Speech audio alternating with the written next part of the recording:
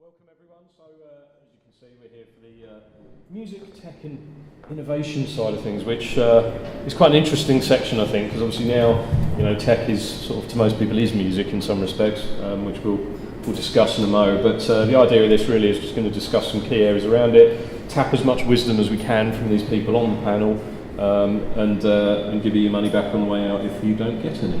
So we'll go along the panel and see if everyone can introduce themselves. It'll be nice to say, by the way, can you make sure you speak clearly into the mics so that people can hear you, and if anything's been recorded it can be picked up nicely as well. So should we start at the end? If you'd like to just introduce yourselves as we go along and have a look who you are. My name is Mark Foster. Can you hear me? My name is Mark Foster. I'm the Managing Director of Deezer UK and Ireland. We're originally a French music streaming service, subscription-based model, so 25 million tracks, music on your mobile and basically any portable device. I'm Craig, one of the founders from Soundwave. We are a mobile application space in the music discovery, and we essentially let you find out what your friends and family are listening to in real time. We launched about 3 months ago, and we've really, I suppose, been building out traction-wise in the user base in the UK and Ireland and the US since then. And integrated on the Deezer API. Most important, I forgot to mention, integrated with Deezer. So. I am Nick Robinson from Cobalt Publishing. I've been there for about 5 years now, work on the A&R creative side, and we recently started a Cobalt label services division as well, which I'm not directly involved in, but I work alongside those guys. I'm Sid Lawrence. I run a small company called We Make Awesome Shit, and we work with all the majors, various indies and various brands on technical innovation stuff. I've also made a Deezer app, yeah. Okay, and I'm Mark Crossingham. I'm the MD of Universal Music Ireland, and as you can hear, I'm not Irish, but I've been here for about 5 years, and run the Irish office here. Majority of the time we spend marketing and promoting our repertoire that comes in from all over the world, and we also sign the odd thing in Ireland too. So that's me. There you go. Thank you, gentlemen, all for the intros. So, at first, I just want to try and ask along the panel if I can. I mean, I think tech is a very, very, very broad term these days. I mean, even a fridge is tech if you want to look at it in the right manner. Particularly these new, very, very clever ones. But what kind of technologies do you all see as being the key and core areas at the moment that are delivering most back? I mean, obviously, Deezer and streaming media it's a given, but let's start with you and just see if you can expand on it and give some more insight there as we go along. Just get everyone's thoughts. Sure. We talk a lot about streaming. Obviously, I do because I work in a streaming company every day. It's still in a fairly early stage in terms of sheer volume out there. But just talking about Deezer, we now have 10 million active users around the world, of which 4 million are paid, full paid-up subscribers. The rest are using the free service and on trials and so on. I think there are now something like 20 million paying streaming subscribers around the world across different services. So it's clearly still a relatively young market, but it's the market that is showing the most growth. And we've seen in some territories, France being an obvious one, which is where my company comes from, that the growth of streaming revenues has actually helped reverse the decline that's been going on for 10 years in the music industry as a whole. We all know, and Mark probably speaks more about it than me, that in the physical world, CD consumption has been going down, lots of reasons for that. Obviously downloads came along in 2004 when iTunes came on the scene. That model has started to plateau now in the States and the UK to a certain extent, but the big growth area is streaming. So we like to feel, and I think there's genuine proof that this streaming model, which is about access to your music rather than necessarily owning your music, is what people want. They want to have access to their music content on any device, wherever they happen to be, whether they're online or offline. And the growth in consumption is coming from there. So we think it's going to be a major growth area, and as well as the fantastic benefits we could talk about hours and hours about as far as artists concerned, and distribution and low cost of entry and geographical spread, all those things. It's also a fantastic platform, as you've seen from two of the guys on the panel already, for developers to do really, really creative things with music.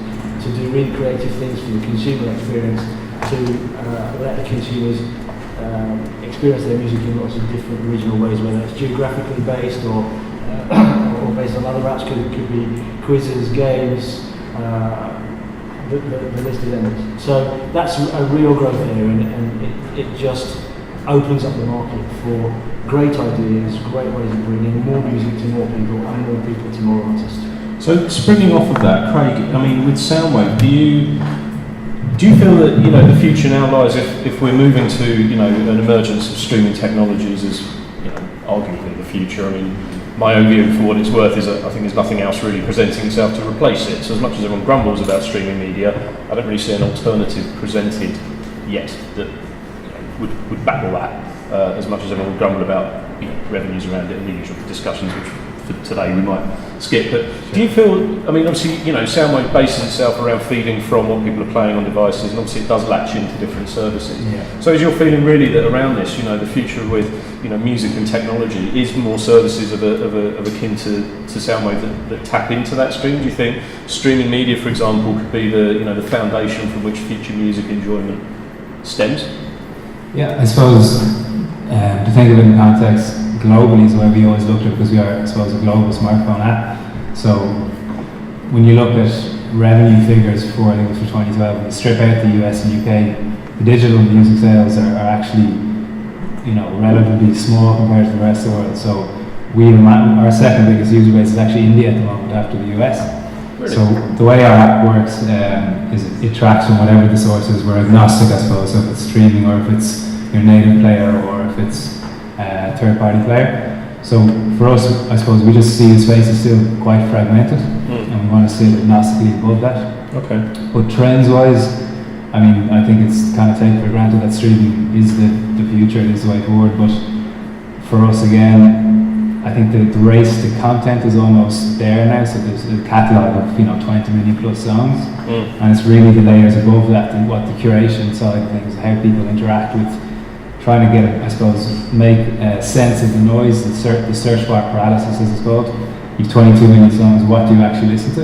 Yep. And that's kind of the future I see, is much stronger on the curation side, and moving away potentially from the tech-based algorithms into more of a, I suppose, human-led element. Okay. So, Mark, if I can jump to you at Universal. So, I mean, obviously, you know, Universal have been, from memory, pretty proactive in trying to engage new technologies, I think. Yeah. One could argue, I suppose, if I was playing devil's advocate, that you've got the means to, because you're the biggest among the majors now. But can you give any insights on the degree to which you guys are kind of embracing technology, and, you know, and just some thoughts on kind of, you know, where these things are going? Because it feels to me like over the last couple of years, well, not, you know, maybe the last 5 or 6 years, everyone's mindset has changed a bit. So instead of the majors trying to keep, you know, shut down things that perhaps didn't share their worldview, they're now embracing them, and, you know, the adoption of streaming services, and which, you know, 15 years ago, everyone just would have, you know, if Deezer had walked in the room, I would have thought you'd probably just opened the door and shown them straight down there, you know. But can you give any insight on your attachment to that? I think you're right. I agree with everything that's been said so far, and I think everybody, we're certainly, piracy is a huge problem, and we'll support as many legal alternatives as we can, and that's, it's all very well going down this, you know, the carrot and stick approach is a bit of a cliche, but you certainly need the carrot approach, and we need to have as many good legal services as possible. So, you know, it's all great. I'm very optimistic at the moment, and Deezer's great, Spotify is great, iTunes is great, iTunes Radio is a new thing that's coming along. I haven't quite got my head around that yet, and I think until you actually start using it, that's going to be a tricky one to get your head around, but that won't be long for us here. I think there's two sides from a record company point of view. I think there's those external business partners we deal with iTunes, Spotify, Deezer, etc. But there's never much is talked about how we use technology with what we do day to day. So, you know, it's stuff like Shazam is just the most wonderful thing ever for record companies. You know, 10, 15 years ago, if you saw a track you liked in a TV ad, it took you a good few weeks to find out what it was sometimes, but now you can sit there with Shazam and you've got touch your 2 buttons and you bought the track you've just heard on a TV ad. I mean, a great current example is Breaking Bad. Played the track Baby Blue at the end of the last episode, and that's number 20 on iTunes today because you can just get it. It's quick. I read somewhere that Shazam announced the other day that they're now responsible for 10% of all sales on iTunes. Is that true? Or, I mean, obviously we're all prone to a bit of PR spinning. Yeah. That's the way the world goes round.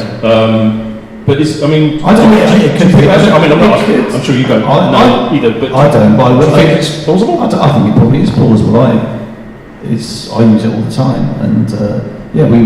It's funny. Again, the technology thing on the Rebel Company side of things. If you've gone in to say it's the A&R 15 years ago, the conversation is so different these days. An A&R person will be asking you about Facebook likes and how many Twitter followers you've got. Have you put something out yourself? Did it react on Shazam? All this stuff, and it's kind of an A&R discussion with an A&R person these days is a different thing. But yeah, the good thing is it's real-time market research. If you put a record out yourself, you can see it if it reacts on iTunes, you can see if it reacts on Shazam. Again, another thing, everybody's probably well aware of Hosier last night, and there were 17 A&R people from the UK, and I mean that's literally within a week, because he put a thing out himself, Ruby Works put it out. It went, to number 2 on iTunes, the video got loads of views, and all of a sudden, from nowhere 2 weeks ago, you've got 17 UK A&R people and 2 US A&R people at a gig last night, and that's just down to technology and how quick stuff is these days. So, I mean, so Nick, if we can come to you, I mean, you work with Cobalt Publishing, so one might argue that in the context of marketing music and everything, you're not on that area where necessarily you're as connected to campaigns. But to what extent is technology changing the landscape for music publishing now? Well, for Cobalt specifically, it's how the company was, why the company started really, because they, within 3 years of starting, they developed a digital online platform for collection and administration of royalties, and that was the whole point of setting up the company. Willard Adrias, who set it up, he'd worked for other publishers, he'd seen what happened in the publishing world, and he felt it was time to do something a little bit different.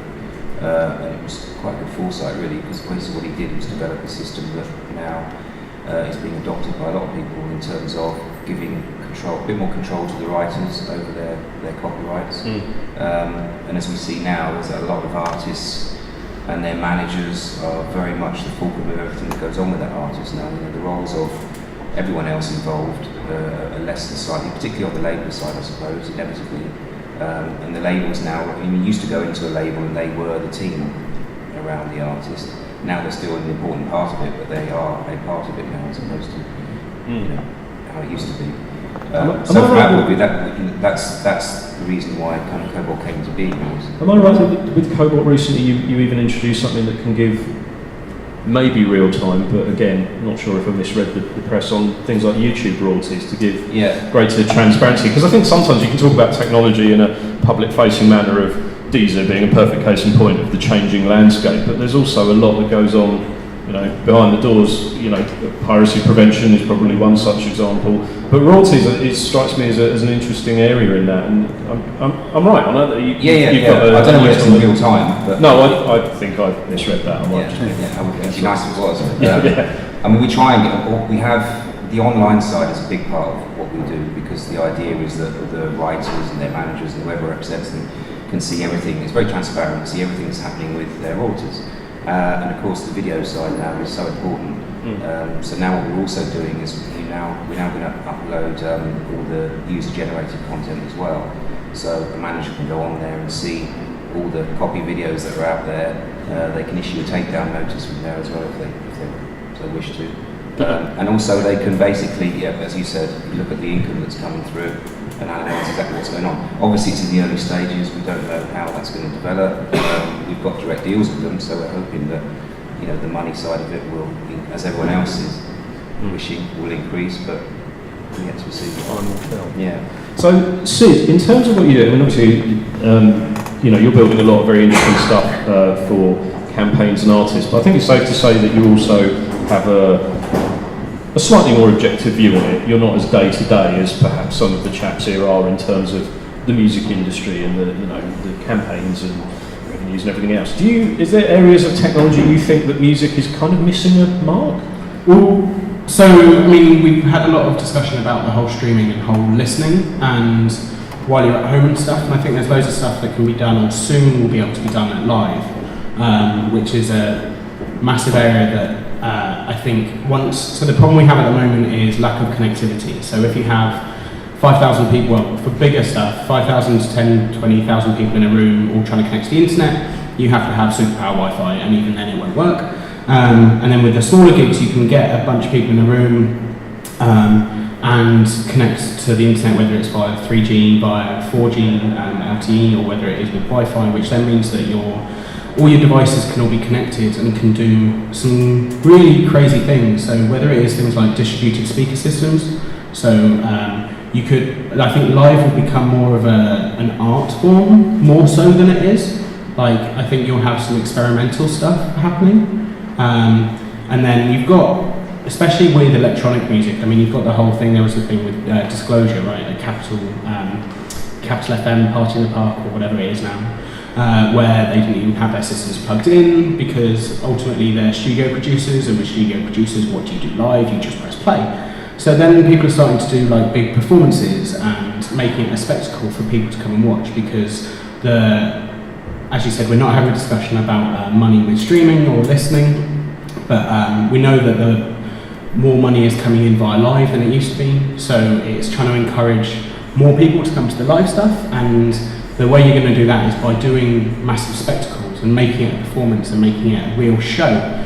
You still have some bands who go on, play their songs, walk off with no real stage presence, and I won't name names, but I saw a huge band a few years ago who I literally wish I was sat at home with the CD on, and I think I would have had a better experience, because they just came on and just did their thing and just walked off. And I think that's one area where in the next few years we're going to see more and more people putting more time and thought into the show and the performance behind it. And then with regards to like the marketing thing, you can, if you make, so Hozier, I mean, the reason why they got to where they got to wasn't necessarily because of the technology. Sure, they could, yes, I mean, you wouldn't be able to do that 10 years ago because YouTube wasn't out, so you couldn't put the video out there. But it was mainly because they had a topical issue. I mean, it was all with regards to the Russian homophobia stuff. So if you have something more topical, you're going to have more people interested in it. It's much easier to say, hey guys, look at this video, when there is a story behind it. And if the story is very relevant, I mean, that's been the case for many years, that's not the technical stuff behind it, which did certainly help them to get more people viewing their stuff, because it was topical at that moment. And I think it's just a case of people playing on that more.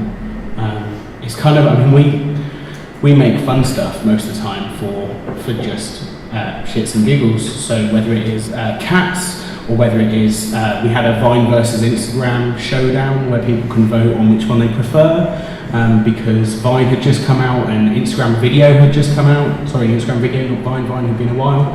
And within a couple of days we'd had a few million people who had looked at it. Now, that was because it was topical. I mean, if we did that now, it wouldn't have as much interest, and you get more people looking at stuff if it's topical. So I think that, yeah, anyway, my main point with regards to tech is going to be live. I think in a few years we're going to see more and more stuff happening with live. Okay. Yeah. I went to, it's just interesting thinking while you were speaking.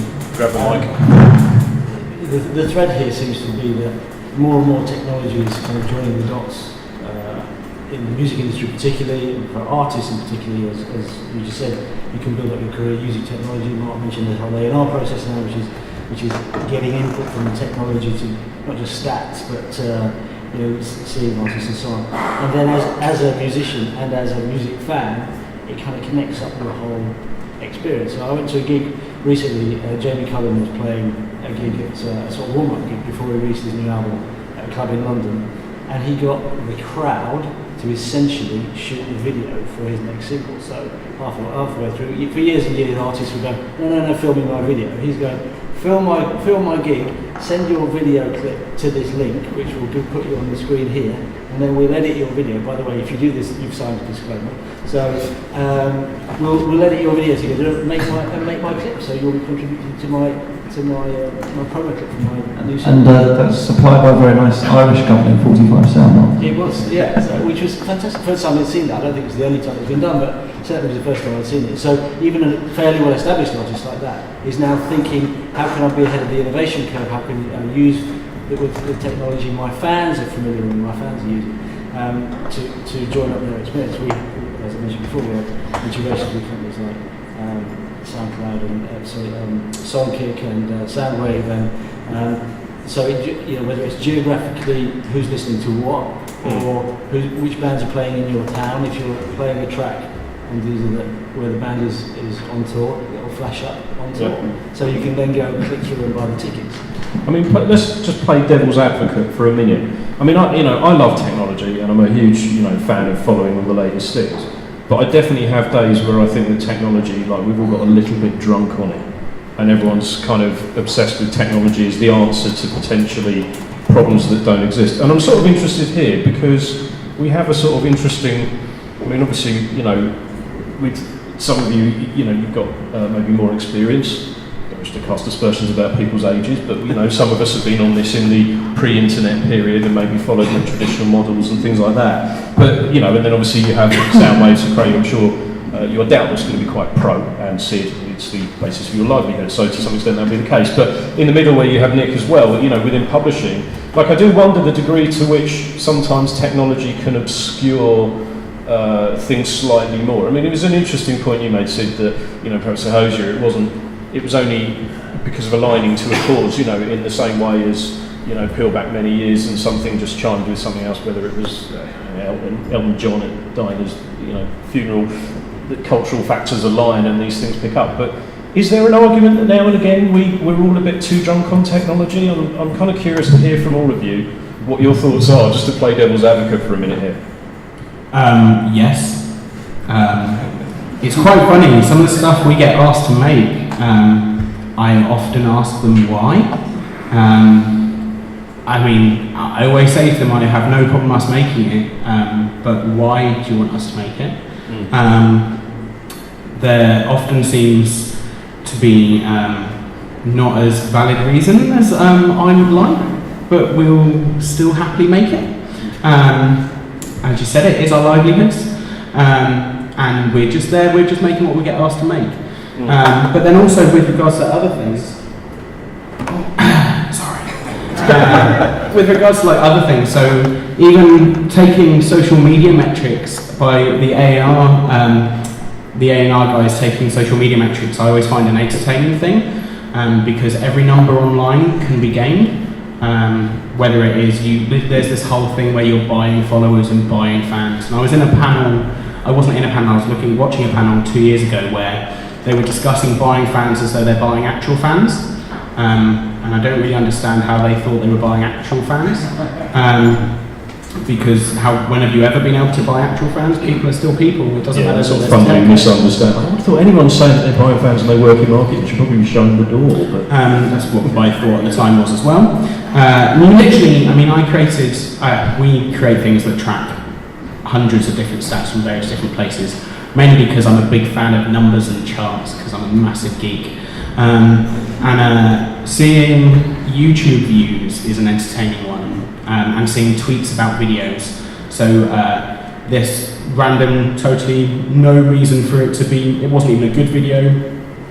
Within 5 minutes it had 30,000 tweets about the video, and the video itself had had 5 views. Because someone had literally gone to something like Fiverr and paid $5 and got 30,000 tweets for a link, because everything can be gamed. Yep. And there's even TV companies are doing the same now. They're commissioning shows because a pilot has got 1 million likes on Facebook, and these vanity numbers are so unbelievably gameable. So jumping off from that, I mean, Nick, if we start with you, do you find yourself having to wade through technical terms and bullshit in order to get to the end point? I mean, I would have thought if you're forgive me, I don't know exactly where you'd station around the acquisition of artists within Cobalt for publishing, but how does do these numbers, these stats play a role in that? And I think you have to be aware of them, but it's not the only thing you look at. Obviously, from my point of view, in our point of view, it's always the songs, the voice that's with it, or whatever style music is. But the stats are important because they're about levels of awareness, I guess.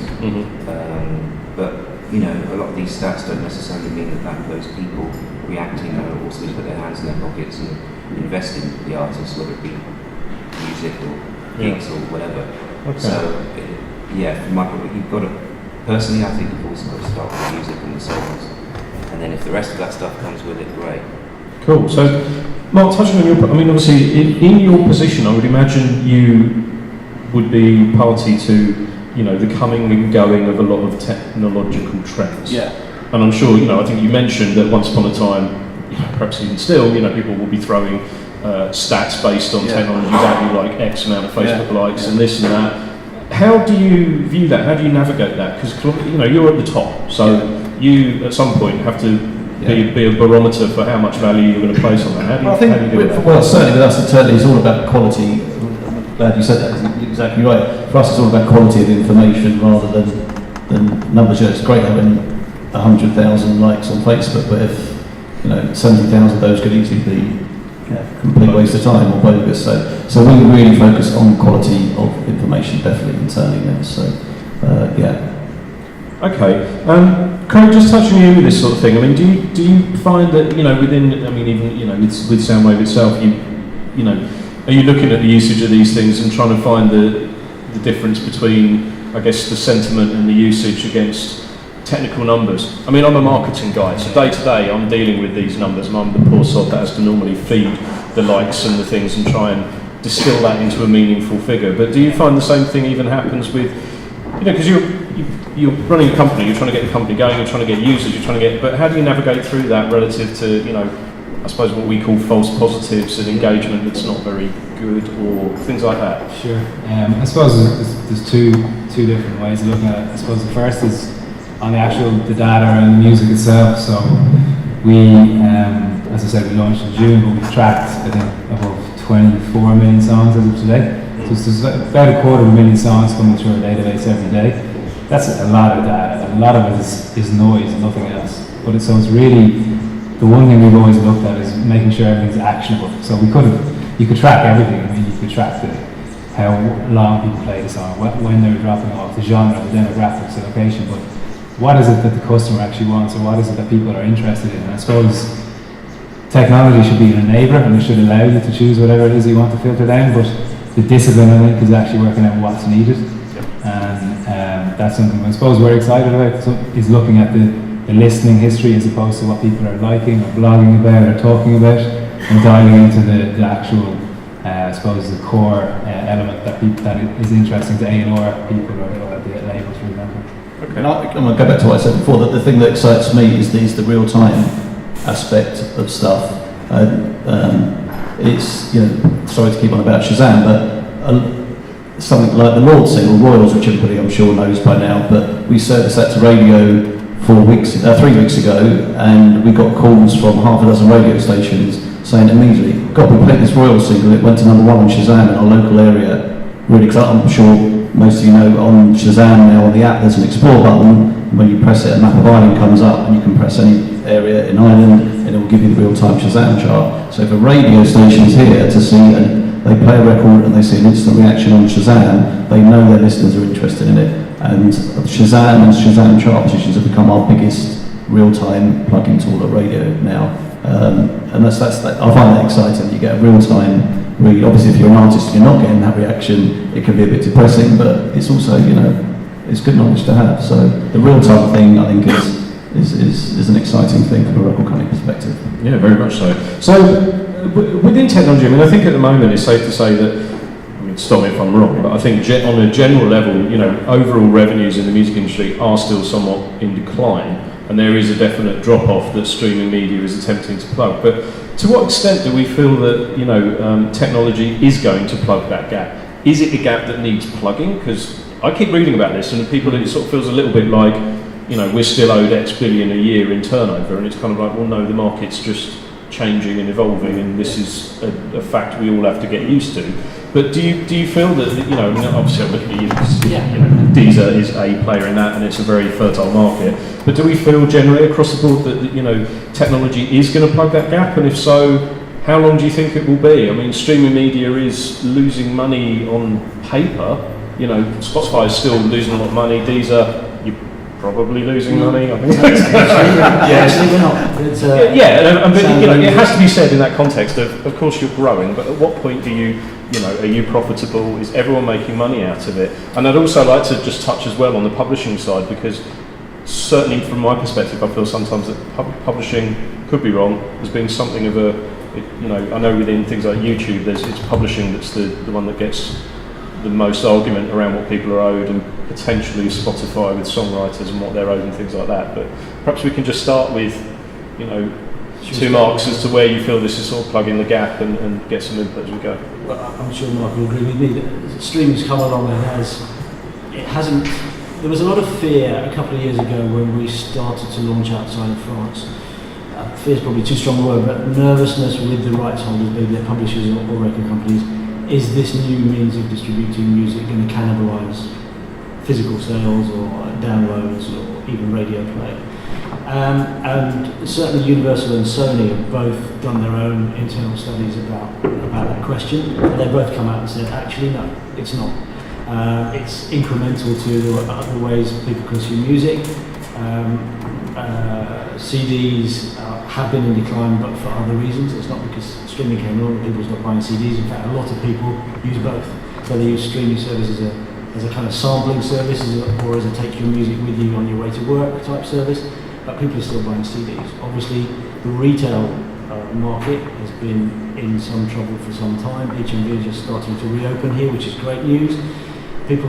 Journalists would ring me up when HMV closes and say, I bet you're rubbing your hands now, aren't you? I'm going, well, no, not really, because it doesn't affect our business one way or the other. In fact, you know, as a music fan, I've always gone into record shops and bought CDs, but I only stream. So the two things sit side by side. So you have physical, you have downloads, you have streaming, you have radio. It's not necessarily a hierarchy, but it's the way the four means of consumption work together. And the important thing, something I touched on before, is that people want their entertainment content, be that an app or a movie or a TV program or their music library, to be accessible wherever they are, on whatever device that they want to access it on. And that's what streaming does. One huge part of our business model around the world is bundling our service with a mobile phone operator. So that you pay your monthly phone tariff and you get your music service free. It's all legal, it's all licensed, and the artists get to pay, everybody wins. So it's really making more ways of connecting people to music and having them access that. So that's just that. Okay. Well, I think the question of will the gap get plugged and how long it will take, that's a really tough one to answer. Who knows?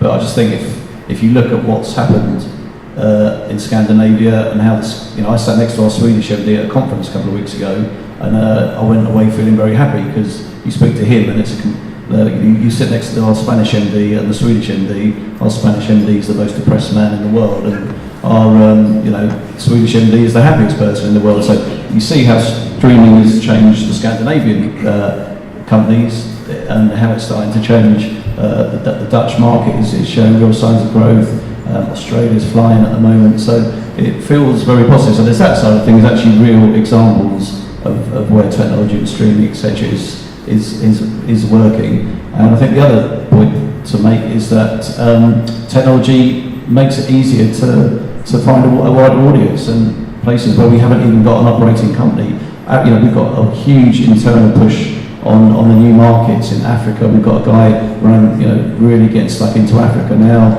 into the Asian markets. Like I said, a lot of these places we haven't even got operating companies, but we're actually doing deals, streaming deals, and deals with telecom companies, and it's really, really exciting. And I think that's another huge upside, is we're getting into markets with technology where the physical world, it was impossible. The spread of smartphones and cheaper smartphones is well documented. So Nick, how is it on the publishing side? I mean, I suppose because my own background's on the recorded release music side, I'm not so I don't know if the insight on the publishing side, but has technology been good for publishing in that sense?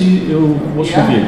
Yeah, it's the same from the recorded side, really. I suppose the most important thing from the publishing perspective is to make sure that we do as much as we can to make sure that where we can, people are paying to hear the music, or to buy the music with it. That's the important thing, which is tough, of course, because we're moving into whole new areas, and a lot of these technology companies maybe feel that they don't need to pay the same as people used to pay. So it's up to not just the publishers, but the music industry as a whole to kind of make sure that we still make it something that people should, pay for, because at the end of the day, all these artists need to career out of it. I mean, to what extent do you feel that things like disruptions become a sort of byword for just bad business practice? I mean, there are certainly contentious models.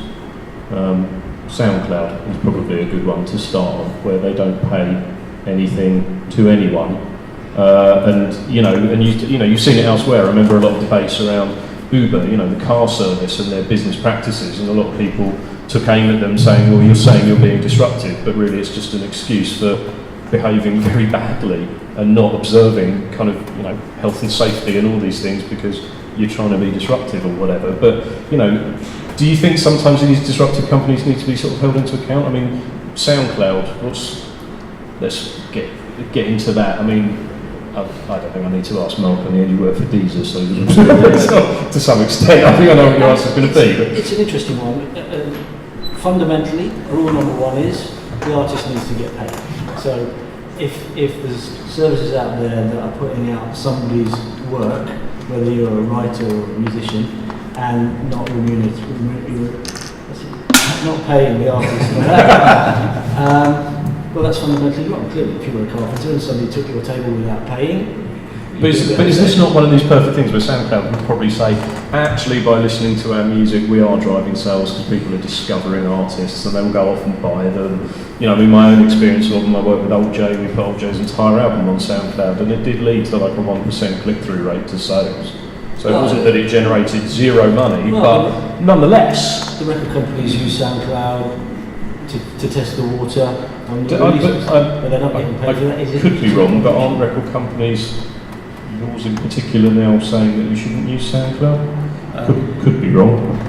But a tough one for me to comment at the moment. Take what you will from that. But yeah, so well, new artists, of course, that aren't signed are using it all the time. They are, but this is what I mean as a sort of case in point. But I think it's tricky. Like every time I have this debate, I think if you're in a room with new artists, of which some of you may be in here, and you use SoundCloud and you like it, and you're probably sitting there going, fuck off with your revenue talk because we just want to get heard. Well, that's their prerogative. If you're an artist, you can choose whether to get paid for your music. Radio have been in the news a lot recently. They chose a couple of years ago to say to fans, pay what you think you deserve, we deserve to be paid, or you want to pay, which is okay for a band like Radiohead because they've got a huge fan base. But for an artist who's just trying to build a career, they have to make a conscious choice about that. Do I want to give a certain amount of music away in order to build up a fan base and then get paid later, or not? But for our model is based on we think the artist should be paid and we contribute to the value chain. I mean, Craig, what's your view on this? Because obviously, Soundwave's been quite clever in that that's clever. I'm not trying to present that as you being evil, but it's smart. Is a better way of saying it. That you can tap into APIs, and those APIs are like Deezer's are legitimate. So if it leads to a play, then it's coming from Deezer, and it's a play through their system, and people are recompensed accordingly. But along the way, did you consider the dark path of just like let's build it, and because it's a tried and tested model with YouTube built an entire platform on, and so you could argue SoundCloud are doing the same with not paying the people that they perhaps should. And then eventually they'll turn around and go, actually, we're going to put ads in and now we can pay you. Yeah. But, I think that a factor for you? Yeah, I suppose my view and the company's view would be, I suppose market rationale will kick in eventually. So I think what Deezer have done an excellent job is they found a nice balance that it gives artists a voice and it gives money back to artists, and it's enough of a promotional tool. SoundCloud, I think, is an interesting one. But if you look at it, apply it to other areas. So if you look at, you mentioned, I think, Uber as an example. So their approach versus say Halo, and so Uber just go in, they're a complete disruptor. They just mess stuff up basically, go in completely against the regulators. And then Halo come in the opposite way, and they have like community builders that come in and speak to the taxi drivers, and they slow and steady hold their hand and get people slowly transitioning into the new phase. I think market practice is that if you work with the rights holders, you're going to eventually come to the right solution. And I think the disruptors will probably struggle down the road. Sid, what's your thoughts? Just to pounce on you. Well, so I'm personally a big fan of begging for forgiveness rather than asking for permission. However, saying is that in a professional sense? not so much. I mean, we make quite a few marketing campaign things, and with regards to that, the people often go down the SoundCloud route. There are so many artists that have made a name because of their SoundCloud plays. I mean, you can't deny that even A&R guys will discover people because their stuff is on SoundCloud. So this having a tool where you can be anyone, you can be in your bedroom and you can upload your tracks and you can get people to listen to it, I think is vital. I mean, you can't get away from that. But then the problem comes when we have these album streams online on a website, and you can listen to the whole album, but they'll go down the SoundCloud route because they want everyone to look at it. And I'm a huge fan of getting the artist more money, which is why I created Tomo.hk, which this isn't a pitch, it's not, I don't make money from this myself. Yes, it is. It's not, I don't make any money from this myself. This uses Deezer, and it uses Audio, and it uses Spotify, and it uses YouTube, so the user it uses all of them in one place. So that you have, because at the moment the artists have a choice of, right, do I get no money and loads of listens, or do I get less listens and some money? I'd like to say loads of money, but I'll say some money. So that's where the artists have to make that decision. If they want to put something online and they want people to listen to it, they have to make that choice. So with Tom.hk, you can embed it on your site, so it literally will choose the user. If I'm paying for Deezer, I'm going to listen through it through Deezer because that will automatically play it through there. So that then you get the money from the listen and you get the listen, so you don't have to make that choice of do I go down the SoundCloud route or do I go down the Deezer route, because you want to get your stuff out there and you want it to be listened to by so many people. I mean, if we go back to the Hozier example, I mean, if they just had it on one of these premium services, they wouldn't be where they are now. And I mean, so I don't think we can just say SoundCloud is bad, let's get rid of SoundCloud, because it just doesn't work like that. I think it's totally different levels for different people. And if it's the whole, it's the whole business point of view, right? And the whole revenue schemes and structures and stuff that some people aren't as focused on as others. It's a funny one. People will always steal music. People will always pirate stuff. I mean, there's a lot of people in this room who are under the age of 30 who, when they were at school, will have downloaded music. There are people in here who are over the age of 30 who, when they were in their jobs, will have downloaded music. I mean, now, YouTube is the biggest streaming service because of all of the kids. Because we have the emotional attachment with music when we're teenagers, when we don't have as expendable income as we do when we're adults. So we all know that teenagers were the biggest pirate people because they pirate people. I don't even know if that's a thing. They all have patches and wooden legs. So I think people will always pirate stuff. People will always find a way to listen to something without paying, because they don't see it as stealing in the same way that you do when you walk into a shop and you take a chocolate bar. Like they just don't see it as that, and I don't know how we'll ever educate them to do that if we give it to them for free. But then at the same time, you want to get traction and you want people to listen to your music, so you give it to them for free. So I don't think anything's ever going to change. Okay, I think this is coming back to your opening question. This is about the technology and music fit together. I think a lot of companies now are doing things with technology to lower the barrier to entry into the market, so that a musician actually doesn't have to make that choice anymore, whether to give it away or not. Cobalt Label Service is a really good example, where we just put an album together based on a lot of the artists, in fact nearly all the artists that are appearing at Hard Working Class Heroes, where before something like Cobalt Label Service was on the map, they wouldn't have had a distribution deal of any sort yet, whether it's physical or digital. Now you can do a kind of no-catch distribution deal with Cobalt and others, but they'll be particularly proactive in this area. So you can sign up a track, 3 tracks for 1 month, 3 months, however long it is. The deal terms are transparently clear, and you can get on an album which appears on a premium streaming service and helps you promote your music. You don't have to make the choice free or paid. You can get paid for whatever streams you deliver. So what this does for perhaps a lot of people in the room is kind of democratises the whole sort of distribution play that Mark touched on earlier. The sort of global nature of these services means that an Irish band can be streaming its music to the Irish community in the States, where 10 years ago, when it was purely physical, they would have had no chance of getting their CDs distributed in the States, whether it's from indie label or major. Now you could do a deal with Cobalt or other label services. You're in digital, you're on a streaming service, and bang, the Irish diaspora, which we talk about a lot around the world, suddenly has access to all this fantastic music. So I think from that point of view, from a musician's point of view, it's lowering the cost of entry into the market. Okay, we've got just under 10 minutes left, I think. 5? Wow, okay. Any questions from anybody before we wrap things up? I've got a question.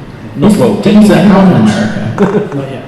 So Deezer isn't out in America, so... Okay, my analogy about an Irish But community, so let's say Australia. Sure, yeah. But in the next few months we will be, so... it's the same with all the services. I'm not picking out just Deezer. I mean, it's the whole... The licensing agreements with regards to the beauty with tech and the internet is that everyone around the world can listen to your music, but then because of the whole licensing structure with certain services, you can't. So you then have to pick and choose. Well, if I want people in America to listen to my music, I'm going to have to put it on Spotify or audio.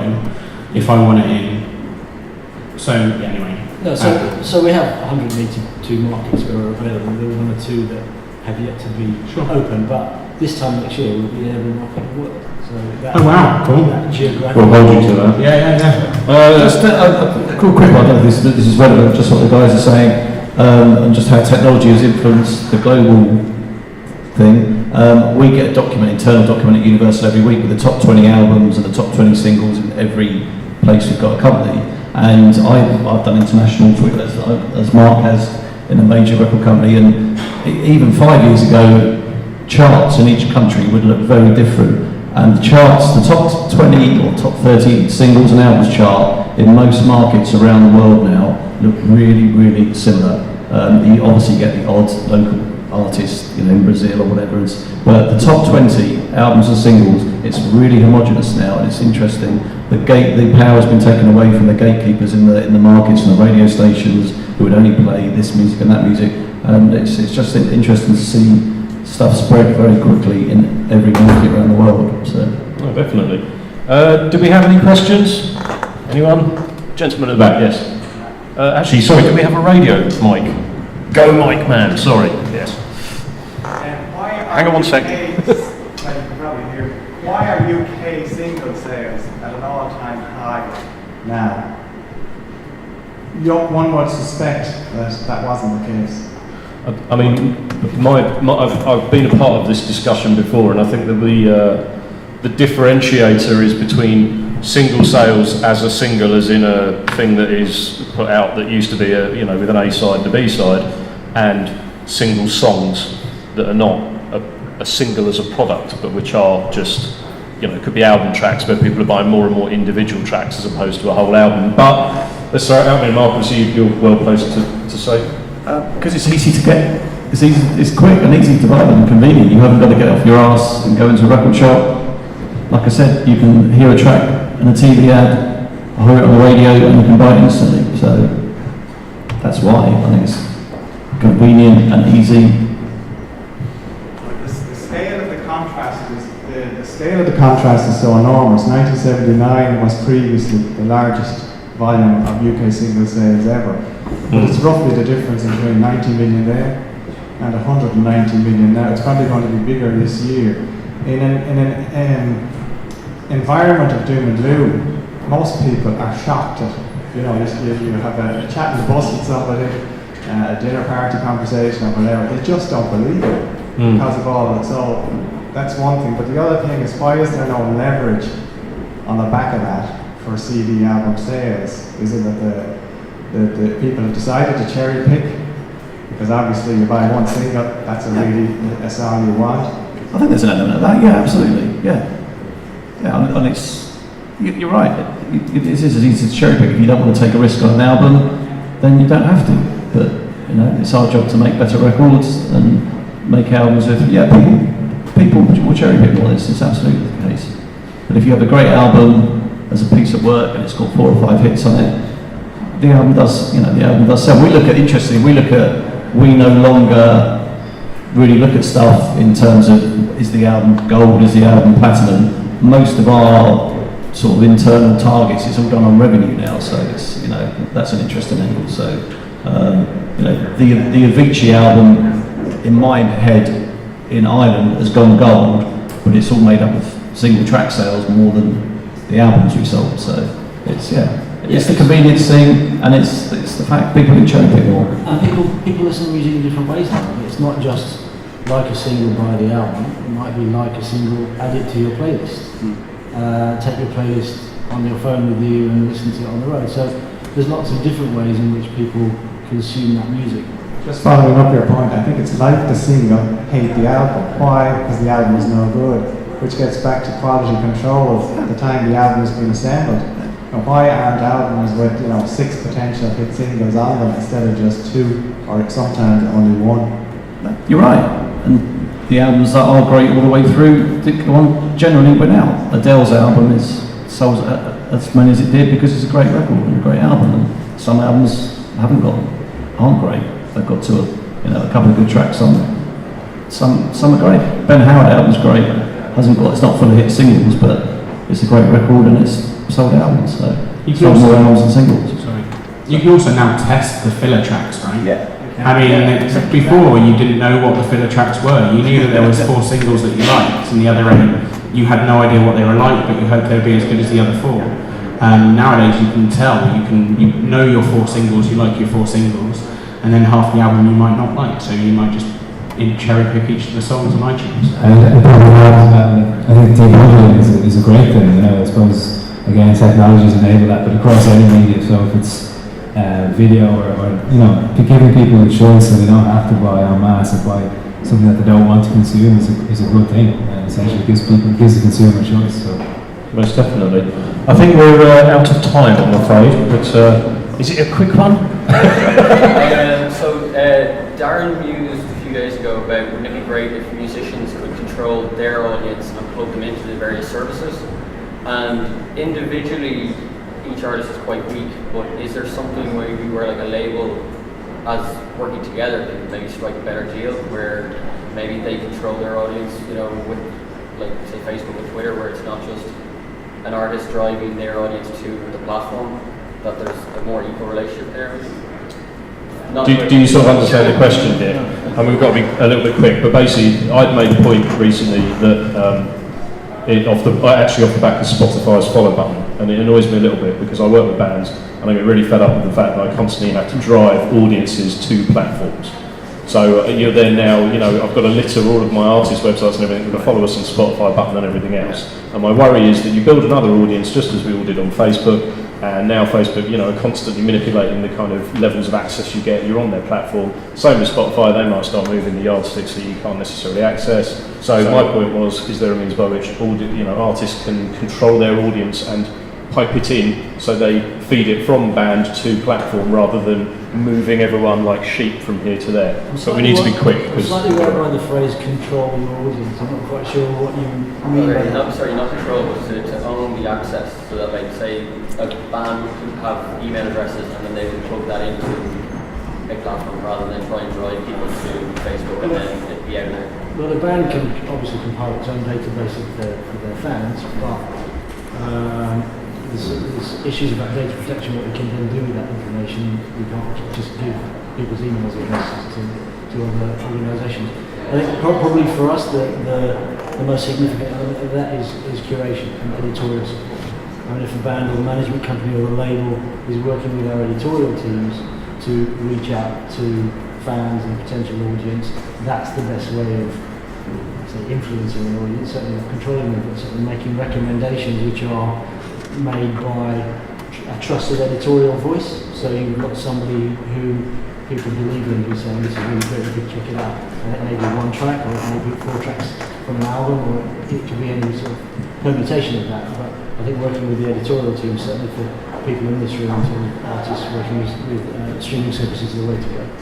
We've got to wrap it up, I'm afraid, guys. We're bang out of time, and I'm about to get punched by the lady at the back. So I wouldn't punch, I would just give you really dirty looks.